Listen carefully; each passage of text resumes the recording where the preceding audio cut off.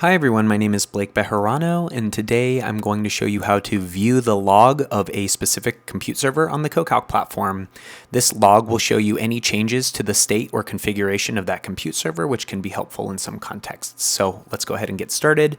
You can see I'm at CoCalc.com. I'm going to head over to my projects.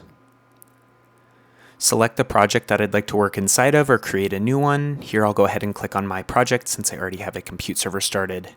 And this is my shared file system. You can see that a server is currently running because there's a cost associated to it listed on the side. I'll click on the servers button, make sure that the compute servers tab is selected, and then you can see that this server is currently running right now. So to view the log, we'll head over to the left-hand side and we'll click on this log button here. And you can see when I started the machine, when it started running, and you can see that I haven't actually shut it off yet.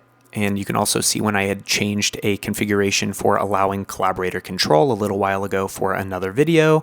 Now let's go ahead and stop the machine. So I'll go ahead and click stop the VM. So this will take just a second, and then we'll go ahead and click on the log again.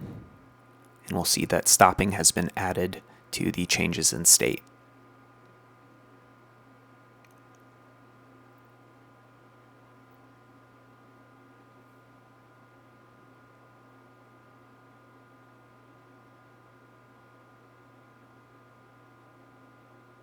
So you can see it's already added that to the log entry here. And there we go. So that is a quick tip and trick on using the CoCalc UI. Please like, subscribe, and follow for more, and I will see you next time. Thanks again.